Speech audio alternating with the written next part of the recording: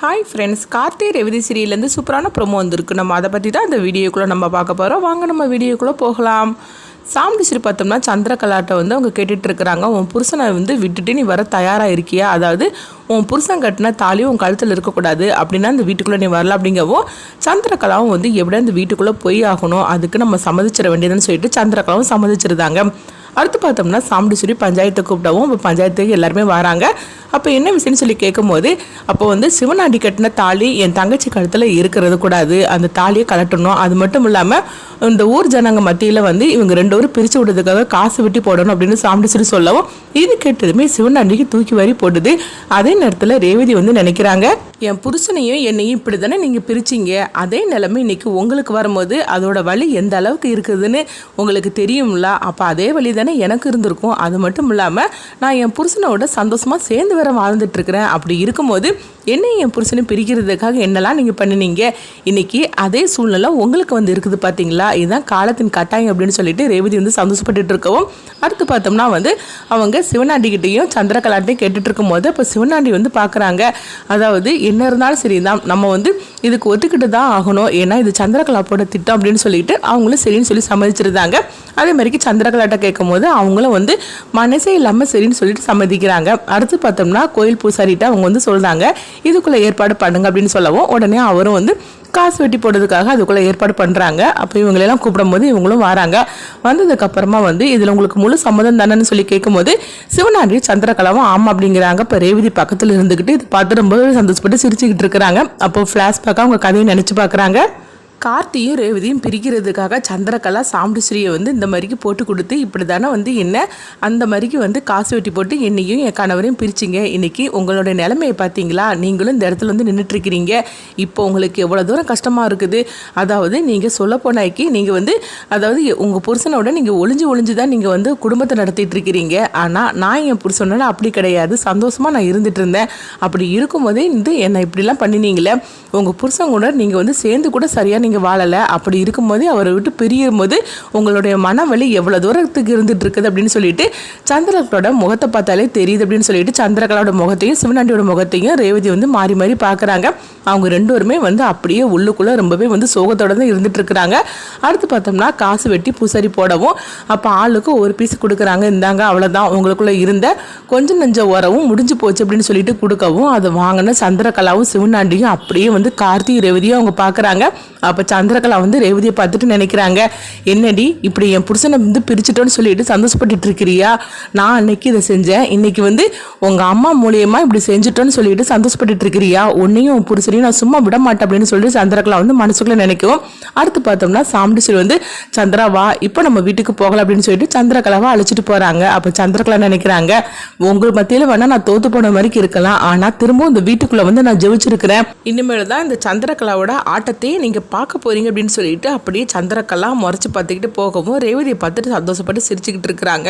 அடுத்ததான் அங்கே பார்த்தோம்னா அவங்க சந்திரகலா வீட்டுக்கு வந்ததுமே அப்போ மயில்வாகன் நினைக்கிறாங்க, ஐயோ 2-3 நாளைக்கு கொஞ்சம் சந்தோஷமாக இருந்தோம், இவங்க திரும்ப வரமாட்டாங்கன்னு சொல்லி நினச்சோம், ஆனால் திரும்பவும் வந்துட்டாங்களே, இன்னும் அடுத்தது என்னெல்லாம் நடக்க போதோ தெரியல அப்படின்னு ரோஹிணி கிட்ட சொல்லும் போது இப்போ ரோஹிணியும் ஆமாங்க நீங்கள் சொல்கிறது கரெக்டு தான், சித்தி இதோட போயிட்டாங்கன்னு சொல்லி நினச்சோம், ஆனால் திரும்பவும் என்னென்னமோ சொல்லி எடுத்து அம்மாவோட மனசை மாற்றி திரும்பவும் வீட்டுக்குள்ளே வந்துட்டாங்களே, இன்னும் அடுத்தது கண்டிப்பாக அவங்க சும்மா இருக்க மாட்டாங்க, என்ன பண்ண போகிறாங்களோ தெரியலன்னு சொல்லிட்டு இருக்கும்போதே எங்கே பார்த்தோம்னா கார்த்தியை தான் காட்டுறாங்க. அப்போ கார்த்தி தனியாக நின்றுட்டு இருக்கும்போது அங்கே ரேவதி வராங்க. வந்ததுமே ரேவதி கார்த்திகிட்ட சொல்கிறாங்க, உண்மையிலேயே இன்றைக்கி நான் ரொம்ப சந்தோஷமாக இருக்கிறாங்க அப்படிங்கும்போது என்ன சொல்கிற ரேவதி அப்படின்னு கார்த்தி கேட்கும்போது ஆமாங்க நம்ம 2 வரையும் காசு வெட்டி போட்டு பிரித்தாங்களா எங்கள் சித்தி, இன்றைக்கி பார்த்தீங்களா அதே நிலமை அம்மாவே இந்த மாதிரிக்கு அவங்கள காசு வெட்டி போட்டு பிரிச்சுட்டாங்க அப்படின்னு சொல்லவும் அப்போ கார்த்தி சொல்கிறாங்க, இல்லை ரேவதி இனிமேல் தான் உங்கள் சித்தி இவரோட கோவமே கூடுதலாக இருக்கும், ஏன்னா அவங்க 2 வரையும் காசு வெட்டி போட்டு பிரித்ததுனால அவங்களுடைய முழு கோவம் நம்ம பக்கம் தான் இருக்கும் அப்படிங்கும்போது அப்போ ரேவதி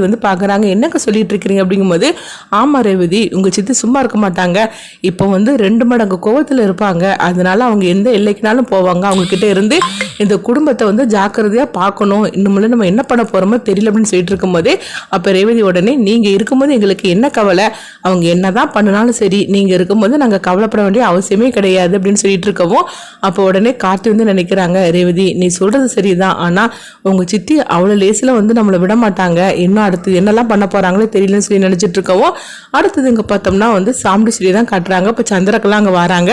என் புருஷன்ட்ட இருந்து என்னை நிரந்தரமாக பிரிச்சுட்டேன்னு சொல்லி நினச்சிக்கிட்டு இருக்கிற காசு வெட்டி போட்டுட்டு தாலியை கழட்டி நான் கொடுத்துட்டோம்னா என் புருஷன்ட்ட இருந்து நான் பிரிஞ்சுட்டேன்னு சொல்லி நீ நினச்சிக்கிட்டு இருக்கிற. நீ என்ன பண்ணாலும் சரி தான், என் புருஷன்ட்ட இருந்து நீ பிரிக்கவே முடியாது.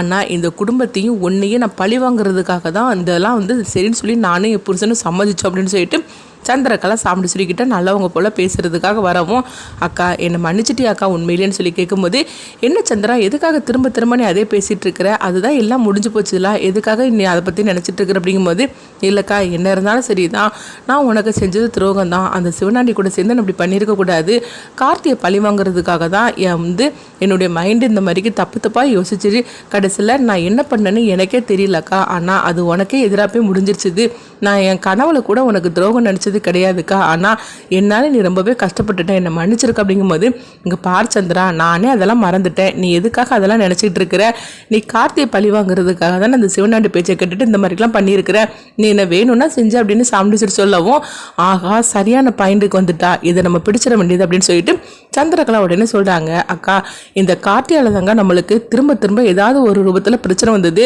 சொல்ல பொண்ணைக்கு இன்னைக்கு நானே உனக்கு துரோகம் பண்ணுற அளவுக்கு என்னை உருவாக்கி இருக்கிறான்னா அதுக்கு அந்த கார்த்தி தாங்க காரணம். அவன் இந்த வீட்டில் ஒன்று இருக்கணுமா என்ன, அவன் இந்த வீட்டில் இருக்கக்கூடாதுக்கா. அது மட்டும் இல்லாமல் நம்ம அம்மா ஃபோட்டோ முன்னாடி நான் சொல்கிறேன், நம்ம அம்மாவோட இந்த நிலைமைக்கு அவன் குடும்பம் தான் காரணம். அதே மாதிரிக்கு நான் இன்னைக்கு ஒரு நிலைமையில வந்திருக்கிறேன்னா அதுக்கும் வந்து அவன் தாங்க காரணம். அப்படிப்பட்டவன் இந்த வீட்டில் இருக்கணுமா என்ன அப்படின்னு சொல்லிட்டு இருக்கவும் உடனே சாமுண்டீஸ்வரி பார்க்குறாங்க, என்ன சந்திராணி சொல்லிட்டு இருக்கிற அப்படிங்கும்போது, கோர்ட்டில் தான் 6 மாதம் இவங்க 2 பேரும் சேர்ந்துருக்குன்னு சொல்லியிருக்கிறாங்களா, அதனால தானே நானும் வேறு வழி இல்லாமல் இதெல்லாம் சகிச்சுக்கிட்டு இருந்துட்டு இருக்கிறேன் அப்படிங்கும்போது, அக்கா கோர்ட்டில் சொல்லியிருக்கலாம் அந்த 6 மாதத்துக்குள்ளேயும் நம்ம வீட்டிலையே வந்து இன்றைக்கி எவ்வளோ பிரச்சனை வந்திருக்குது, அப்படி இருக்கும்போது இதெல்லாம் சகிச்சுக்கிட்டு நம்மளால் இருக்கணுமா என்ன, இன்றைக்கி பாரு நம்ம 2 பேருக்குள்ளேயுமே இவ்வளோ பிரச்சனை வந்திருக்குது, அப்படி இருக்கும்போது இதெல்லாம் உருவாக்குனது அவன் தானே, நம்ம அம்மாவை நினச்சி பார்த்தியா, நம்ம அம்மாவையும் அதே மாதிரிக்கு வந்து நம்ம கூட பிறந்த ஒருத்தையும் நம்ம இழந்திருக்கிறோம், இதுக்கு வந்து அவன் தானே, அவனும் அவன் குடும்பம் தானே காரணம் அப்படிங்கவும் உடனே வந்து அவங்க சாமுண்டீஸ்வரி தன்னோட அம்மாவை நினச்சி பார்க்குறாங்க. நினச்சி பார்க்கும்போது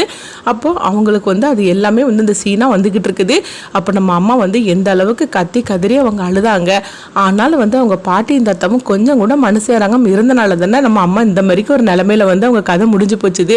அதுக்கு பிறகு என் தங்கச்சியோட கதையும் முடிஞ்சு போச்சுது. எனக்கு இருந்த இந்த ஒரு தங்கச்சி தான், இவளையும் வந்து என்கிட்ட பிரிக்கிறதுக்காக இருந்தான்.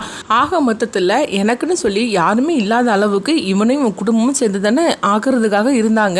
ஆனால் எப்படியோ என் தங்கச்சி எனக்கு திரும்பவும் கிடைச்சிட்டா, ஆனால் இவனை சும்மா விடக்கூடாது, என் தங்கச்சி என்கிட்ட இருந்து பிரிக்கிறதுக்காக இவன் வந்து இந்த மாதிரி தூண்டி இருக்கிறான், இவனை சும்மா விடலாமா அப்படின்னு சொல்லிட்டு சாமுண்டீஸ்வரியோட மைண்டில் வந்து தோன்ற அளவுக்கு சந்திரகலா வந்து இது பண்ணிட்டாங்க. அடுத்தது சாமுண்டீஸ்வரி சொல்கிறாங்க, ஆமாம் சந்திரா நீ சொல்கிறது கரெக்டு தான், இவன் இன்னும் வந்து மிச்சம் இருக்கிறனாலும் நம்ம கூட இருந்தான்னா கண்டிப்பாக இவன் எதனாலும் பண்ணுவான், இவனால் வந்து எல்லாருடைய மைண்டுமே மாறிடும் அப்படிங்கும்போது, ஆமாக்கா ஏற்கனவே எல்லாரையுமே வந்து உனக்கு எதிராக வந்து திருப்பிட்டா, உனக்குன்னு இருந்தது நான் ஒருத்தி தான், என்னையே கடைசியில் வந்து பாரு உனக்கு எதிராக திரும்ப வச்சுட்டான், ஆக மொத்தத்தில் இவன் இருந்தான்னா உன்னோட உயிருக்கே ஆபத்து தாங்க, உன்னை சும்மா விட மாட்டான் அப்படிங்கவும் இது கேட்டதுமே சாமுண்டீஸ்வரி வந்து ஒரு முடிவுக்கு வராங்க, கார்த்தியை வீட்டை விட்டு போக சொல்றதுக்காக. அதனால வந்து சாமுண்டீஸ்வரி அடுத்தது கார்த்தியை ரேவதியை கூப்பிடவும் அவங்க 2 பேரும் வராங்க. குடும்பத்தில் உள்ள அவ்வளோருமே வந்ததுமே எதுக்குமா கூப்பிட்டீங்கன்னு சொல்லி கேட்கும் போது இப்போ சாமுண்டீஸ்வரி ஒரு அதிரடியான ஒரு முடிவை சொல்றாங்க. இது கேட்டதுமே வந்து எல்லாருமே அதிர்ச்சி அடைகிறாங்க, முக்கியமாக கார்த்தி ரேவதியும். அப்படி என்ன முடிவெடுத்தாங்க, என்னெல்லாம் நடந்துச்சுங்கிறத வெயிட் பண்ணி பார்க்கலாம்.